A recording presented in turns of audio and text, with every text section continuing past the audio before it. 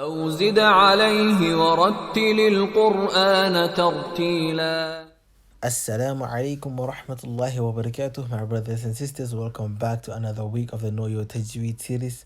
And today, inshallah ta'ala, we will be looking at the end form and also all of them joined together, the middle, the beginning, middle, and end, and also the letter by itself as it shows on the page now. And inshallah, this is going to help us to recognize all the letters, and this is the final stage of these letters and how they look in different positions of or different locations of the word. So most of the time, something to bear in mind is that most of the time the letters take back their original shape in the end form. Like they look the same as how the letter looks by itself. As it shows on the left side, is the end is going to look very similar to the left side in most of the cases, except some few exceptions. So let's look at the one on the right, as I said, is the letter and how it looks in the end of the word. The one in the middle is all the 30 positions, the beginning, middle, and end combined. And the last one, the one on the left, is the letter by itself, the original form of the letter.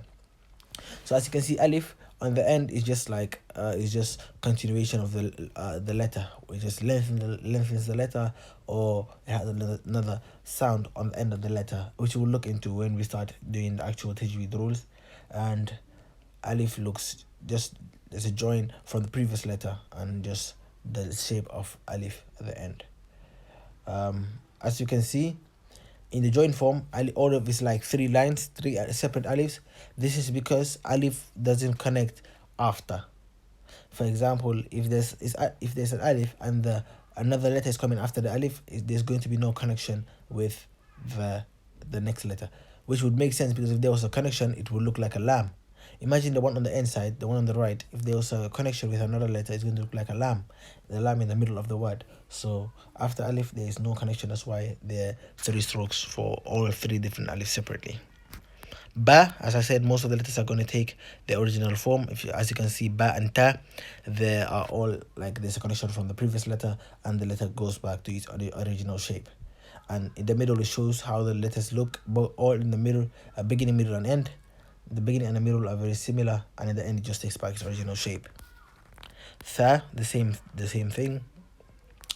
Jim, again, it takes back the original shape. And bear in mind, I'll put inshallah the link of this website on the description, but bear in mind, make sure you pay attention to all these letters. Jim has a dot below, so at the end again Jim takes the original form and it looks exactly as the original letter of Jim. Same for Ha and Kha. So just make sure you recognize how Jim, Ha, and Kha, the shape they take when they're in the beginning and the middle of the word.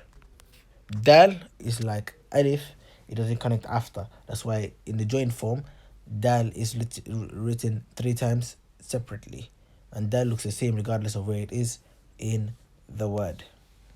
In the end form, it doesn't connect after, but it does connect before.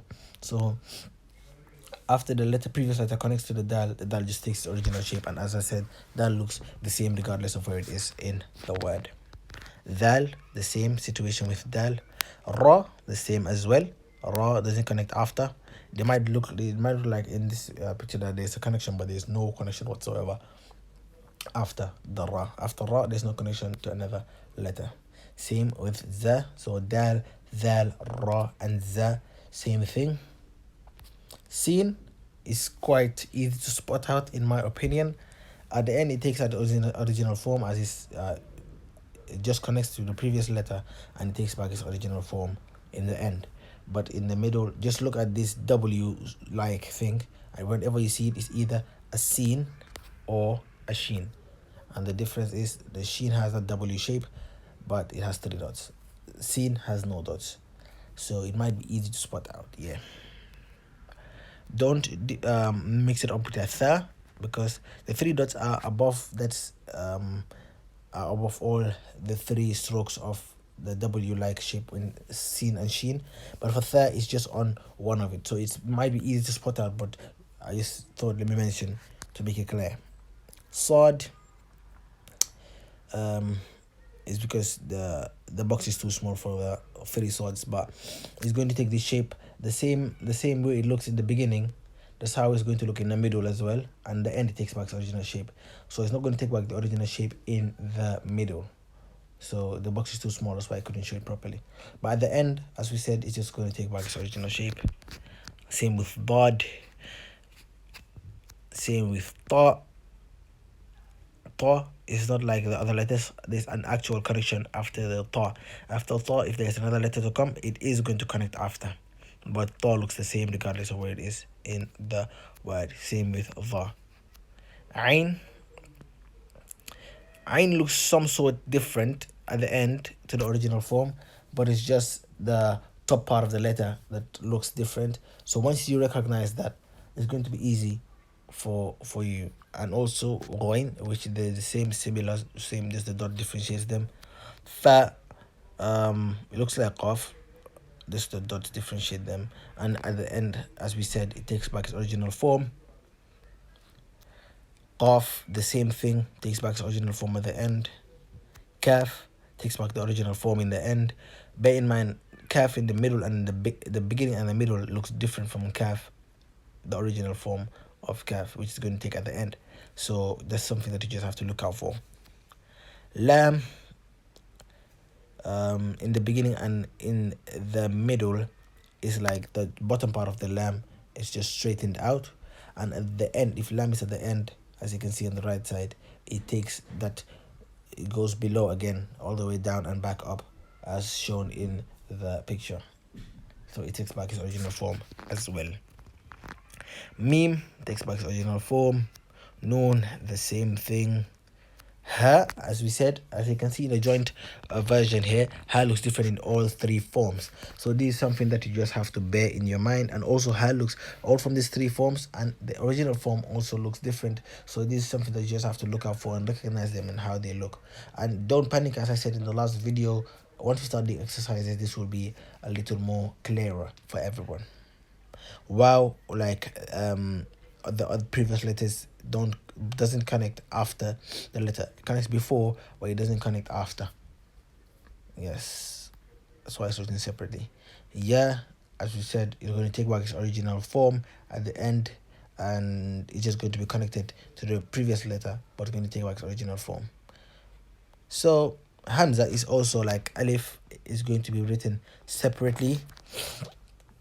Each Hamza is going to be written separately. It's not going to connect after the letter. So this is something that you just have to spot out for. Again, don't panic. Once we start doing the exercises and once we start doing the examples, it's going to be clearer. You're going to be more familiar with each of the letters and how they look, whatever. And we'll do that, inshallah ta'ala, in detail so everyone knows how they look.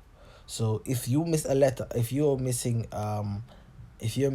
something in the previous letters lessons, let's say mispronunciation of the letters, then you might have to go back. But if you're not recognizing these letters up the top of your head right now, then don't panic. You could go back if you want to, but you don't necessarily have to. As when we do the exercises, it will be clear for everyone.